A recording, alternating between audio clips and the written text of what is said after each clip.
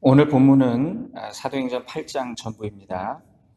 스데반이 순교하고 예루살렘에서 큰 박해가 일어났습니다. 사도들 외에 다 사방으로 흩어졌다, 그렇게 기록을 하고 있어요. 스데반의 순교 자리에서 증인이 되었던 사울이라고 하는 청년은 교회를 잔멸하려고 그리스도인들을 잡아다가 옥에 넘겼다 그랬습니다. 그 흩어진 사람들 중에 빌립 집사가 사마리아 지역에서 복음을 전했어요. 그런데 많은 무리가 그를 따랐다 그랬습니다. 보세요. 빌립이 사마리아에서 복음을 전한 이 유대인과 사마리아인이 오랜 적대 관계였죠. 상종하지 않았던 그런 역사였어요. 그런데 역사를 바꾼 계기가 됩니다. 사마리아는 유대와 이방을 잇는 중간 지역이라고도 볼 수가 있어요. 그래서 온 유대, 사마리아, 땅끝까지 이렇게 표현을 한 것입니다. 사마리아인들은 본래 북이스라엘 지역에 남겨진 유대인들의 후손이에요. 북왕국 이스라엘이 아시리아에게 멸망을 당했죠. 그때 남겨진 유대인들과 이주해온 이방인들이 결혼을 해서 생겨난 그런 민족이에요. 그러다 보니까 순혈을 유지한 유대인들에게 이단시 되고 멸시를 받아서 서로 상종하지 않는 그런 사이였습니다. 그런데 그들이 이 빌립의 전도를 받고 또 그가 행한 놀라운 기적들을 보고 믿게 됐다. 그래서 8절에 보니까 그 성에 큰 기쁨이 있었다 그랬습니다. 예루살렘에서 이 빌립의 사역에 관한 소식을 전해들은 사도들이 베드로와 요한을 보냈습니다. 상황을 파악하라고. 그래서 두 사도는 사람들에게 성령의 임재를 구하는 안수기도를 해주는데 이렇게 기도했을 때 사마리아인들이 성령을 받았어요. 그러니까 이 초대교회 리더들은 사마리아를 보면서 하나님의 구원이 유대를 벗어나 이방으로 나아가고 있음을 확인한 것입니다. 베드로와 요한의 기도를 통해서 그들이 성령을 체험했을 때 더욱 능력 있고 온전한 그리스도인들이 될 수가 있었습니다. 빌립의 사마리아 선교는 동일한 성령님의 역사를 통해 지역적인 교회가 세계적이고 또 보편적인 교회로 성장해가는 그런 발판이 된 것입니다. 사마리아인들도 동일한 성경과 메시아의 약속을 믿었어요. 그러나 그들이 성령의 체험을 한 후에 비로소 진정한 그리스도인들이 되었다는 말씀이에요. 그러니까 교회는 말씀과 기도, 말씀과 성령이 균형을 잡아야 합니다. 성령은 기도할 때 임하셨어요. 우리 교회 표어가 말씀과 기도로 거룩해지는 교회지요. 말씀과 기도가 성령의 임재를 가져왔고 성령의 임재와 더불어 교회가 탄생했다. 성령이 충만할 때 교회가 교회되고 또 교회가 거룩해지고 교회가 부흥했다. 말씀의 기초를 지닌 그런 성도들이 기도하니까 기도를 통해서 성령의 능력을 체험했을 때 온전하고 건강한 교회가 세워진다는 그런 교회의 원칙을 보여주고 있는 책이 사도행전입니다. 그 성령의 능력은 자동차의 가스와 같은 에너지예요. 그러니까 아무리 잘 만들어진 자동차도 가스가 채워지지 않으면 자동차의 기능을 감당할 수가 없죠. 교회도 마찬가지입니다. 교회는 복음을 전하는 증인으로 부름을 받았는데 이 일을 감당하기 위해서는 능력을 받아야 돼요. 성령의 디나미스라고 하는 헬라어, 이 능력, 권능, 여기서 다이너마이트라고 하는 영어 단어가 나왔습니다. 이 권능, 권세와 능력이 임해야 된다.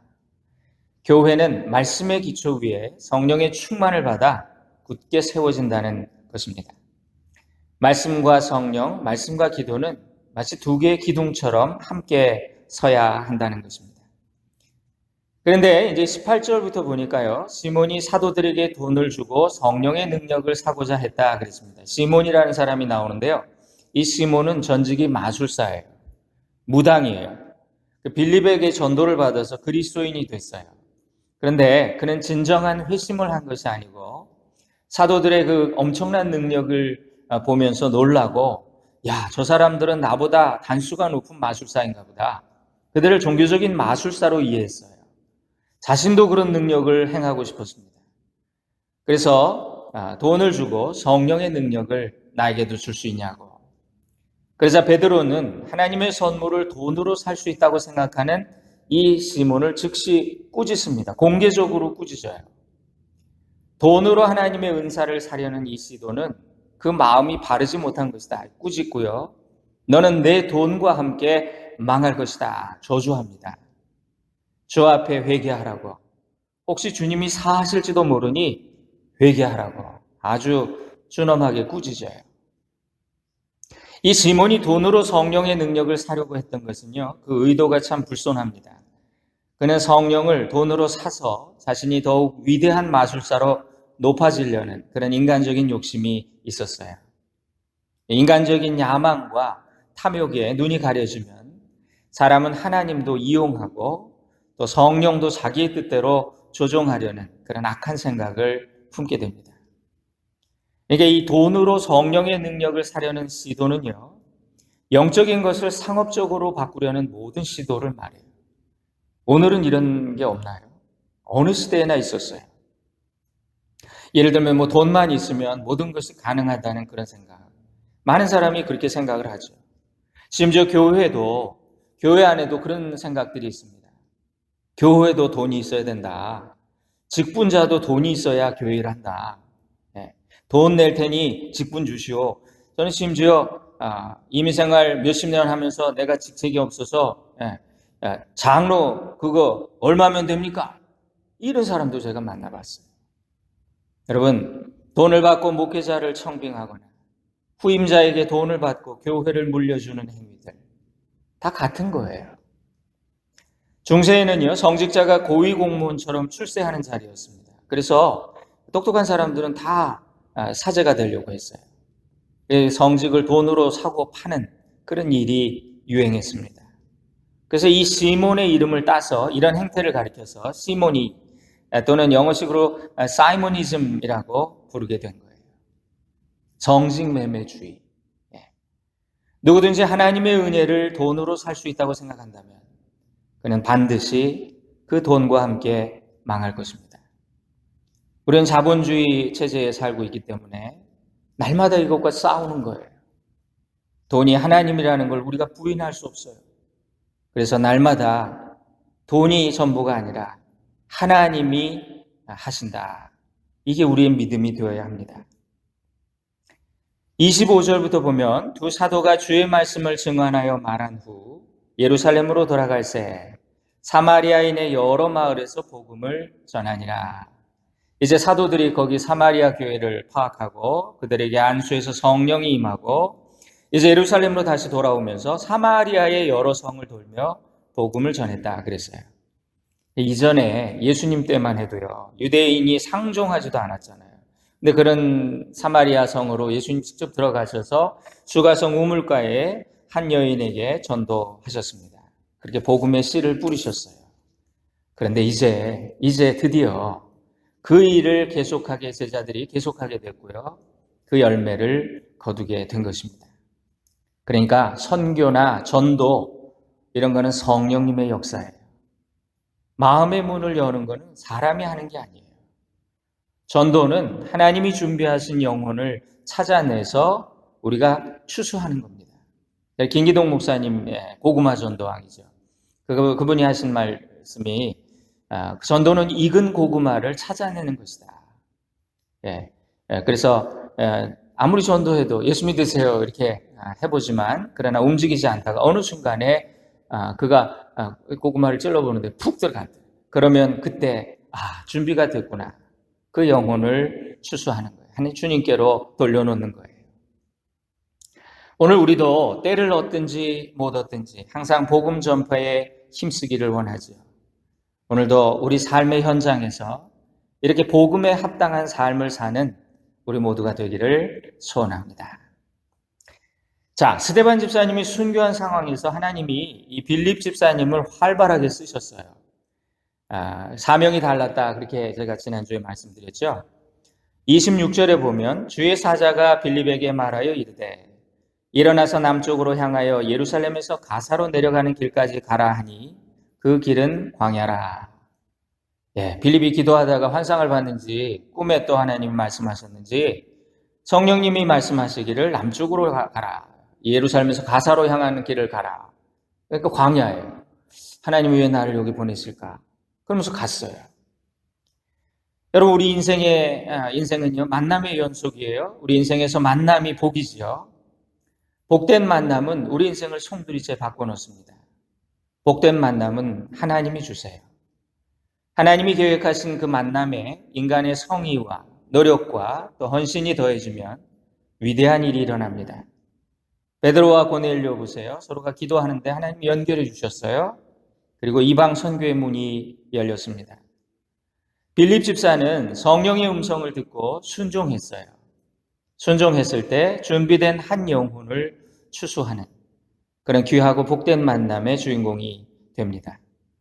그 성령의 음성을 듣고 순종해서 가보니까 27절에 에티오피아 여왕 간다게의 국고를 맡은 관리 네시가 그랬어요. 이 이디오피아 여왕 간다게, 이 말은요, 간다게라는 말은 그 이디오피아의 왕을 가리키는 말이에요. 이 이름이 아니고 마치 이집트의 왕, 뭐라 그럽니까? 파라오라 그러죠. 그런 것처럼 거기에 국고를 맡은 관리라는 것은 재무장관이잖아요. 높은 공무원이 그 당시엔 다 내시였으니까 예배하러 예루살렘에 왔다가 돌아가는데 수레를 타고 선지자 이사야의 글을 읽더라 그랬습니다. 이 사람은 한 나라의 재무장관이에요. 큰 인물이에요. 그러나 본인의 신앙적인 문제를 해결하기 위해 유대인들은 멀리서 이렇게 떨어져 있어도 꼭 한번 예루살렘을 방문하고 싶어 하지요. 성지 순례를 드리기 위해, 예배를 드리기 위해 먼 길을 방문했다. 네, 여러분 궁금하시죠? 에티오피아가 이스라엘에서 먼 나라인데, 아프리카에 있는데 어떻게 하나님을 알고 예배 드리는 자가 있었을까?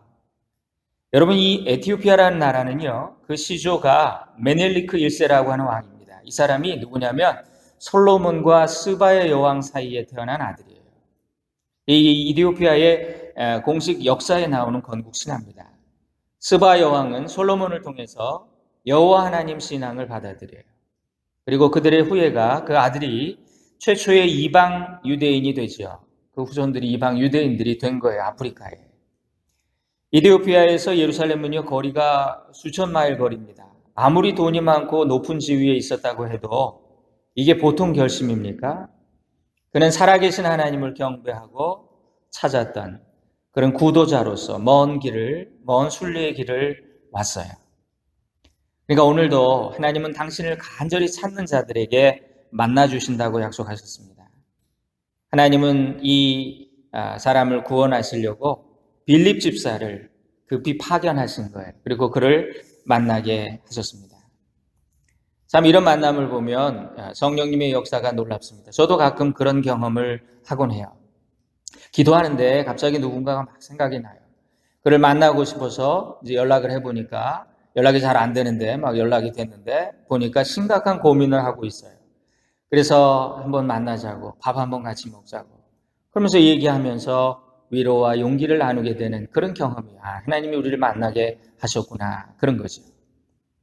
성령님께서 우리를 필요한 곳에 필요한 사람에게 인도하시고요, 또 필요한 말과 필요한 사랑을 베풀게 하십니다.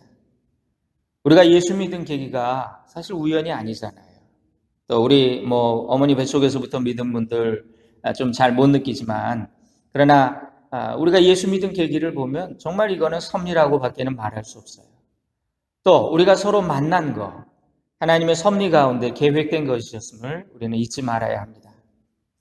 여러분, 이 지구상에 지금 약 80억 가까운 인구가 있다 그러는데, 우리가 평생 살면서 그 80억 중에 이름 알고 밥이라도 함께 한번 먹고 대화하고 또 서로에 대해서 이렇게 이야기를 나누던 그런 사람이 죽을 때까지 몇 명이나 될까요? 기껏 얼마 되지 않을 거예요. 그러니까 우리가 이렇게 만난 게 얼마나 귀한 만남입니까? 그래서 우리의 만남이 주님의 뜻을 이루는 그런 만남이 되어야 합니다. 이 이디오피아 내시가 예수를 믿게 된 계기는요, 말씀이었어요. 빌립이 수레로 이제 가까이 갔어요. 이렇게 뒤를 따라가는데 그가 선지자 이사야의 글을 소리내어 읽고 있었다 그랬습니다. 아마도 예루살렘에서 구입한 두루마리 책이었을 거예요. 그래서 이제 읽고 있는 걸 들으니까 빌립이 가서 선생님, 그 읽으시는 말씀이 이해가 되십니까? 그랬더니 지도해 주는 사람이 없어서 이해하기가 어렵습니다. 그러는 거예요. 그러면서 잠깐 수레에 타서 나 이거 말씀 좀 가르쳐 달라고 그렇게 권합니다. 그가 읽던 구절은 성경은 이사야 53장이었어요. 그러면서 이 사람이 이렇게 묻는 거예요. 여기서 예언자가 이 말을 한 것은 자기를 두고 한 말입니까? 아니면 다른 사람을 가리키는 말입니까? 그랬더니 그게 예수님이잖아요. 그러니까 빌립이 그 성경 말씀에서부터 시작해서 예수의 복음을 전하게 됩니다. 이사야 53장은 뭐냐면요, 고난받는 메시아, 그리스도의 순환 이야기예요. 도살장으로 끌려가는 양처럼, 털 깎는 자 앞에 잠잠한 어린 양처럼 그는 입을 열지 않았다. 공정한 재판도 받지 못하고 굴욕을 당하고 그의 생명이 땅에서 빼앗김을 당했다. 그가 찔림은 우리의 허물을 인하며 그가 상함은 우리의 죄악을 인함이라. 그가 징계를 받음으로 우리가 평화를 누리고 그가 채찍에 맞음으로 우리가 나음을 입었다. 우리는 다 양 같아서 그릇 행하고 각기 제 길로 갔었다. 그러나 하나님이 우리 죄악을 그에게 담당시키셨다. 이렇게 대화가 시작이 돼서 빌립이 예수님을 전했어요. 예수 그리스도를 전했어요. 이 구절이 장차 오실 메시아를 가리키는 건데 그분이 이미 오셨다고. 이 예언대로 오셔서, 예수님이 오셔서 인간의 죄를 대신해서 십자가에서 고난당하고 죽으셨다가 사흘 만에 다시 사셨고 부활하셔서 승천하셨다고. 누구든지 주 예수를 믿으면 죄사함 받고 멸망하지 않고 영원한 생명을 얻게 될 것이라고 복음을 제시했어요. 그랬더니 이 복음을 듣고 내시가 믿음을 가지게 되었습니다. 지나가는데 물가가 있어요. 그래서 수레를 멈추라고 그랬더니 이 물이 있는데 내가 세례를 받으면 안 되겠냐고. 그 먼 나라의 에티오피아에서 영향력 있는 인물이 예루살렘에 왔다가 돌아가면서 빌립을 만났어요. 그를 통해 하나님은 이 아프리카 에티오피아의 첫 그리스도인을 만들어 주신 거예요. 그래서 제가 AD 330년으로 기억합니다만 그 즈음에 에티오피아는 세계 최초의 기독교 국가가 됩니다. 에티오피아는 에티오피아 정교회가 있어요. 그 후에 빌립은 성령의 지시를 받아 복음 전파하러 자기 길로 갔다 그랬습니다. 복음을 들은 이 내시는 계속해서 수레를 타고 사막길을 지나 집으로 돌아갑니다. 39절에 보니까 이 내시는 기쁘게 길을 가므로 그랬어요. 기쁘게 갔대요. 공자님은 조문도 석사가이라 그래서 아침에 도를 들으면 저녁에 죽어도 좋다 그러셨는데 그 말처럼 복음의 도를 들은 이 에티오피아 내시가 수천리 사막길을 가면서 기쁨에 넘쳐서 마음의 샘처럼 솟아나는 참 기쁨을 가지고 돌아갔다. 오늘도 살아계신 예수님을 만난 사람은 주님과 함께 동행하며 기쁨의 인생길을 가게 되는 줄로 믿습니다. 40절에 보면 빌립은 아소도에 나타나 여러 성을 지나다니며 복음을 전하고 가이사라에 이르니라 그랬습니다. 성령님께서는 사마리아에서 많은 일을 감당하던 빌립을 강권하셔서 광야로 가라, 광야로 보내시더니 그 다음에 다시 아소도는 블레셋 땅이에요. 아스돗이라는 곳인데 그걸로 옮기셨어요. 저는 처음에 이런 빌립이 여기 나타나고 저기 나타나고 하는 그런 모습을 이해할 수가 없었어요. 와, 이건 무슨 순간이동인가? 주님이 이렇게 역사하시나? 근데 요즘도 그러시나? 뭐 그런 생각을 해봤어요. 뭔가 초월적인 힘에 의해서 빌립은 여기에도 있었고 저기에도 나타나고 그랬던 거예요. 근데 어떤 목사님에게서 이런 간증을 들었어요. 좀 이해가 됐어요. 이분이 이제 생전 비행기 타보지를 못해가지고 제주도도 못 가보셨대요. 비행기 한 번도 못 탔는데 하나님이 그를 쓰셔서 은사가 임하고 부흥사가 됐습니다.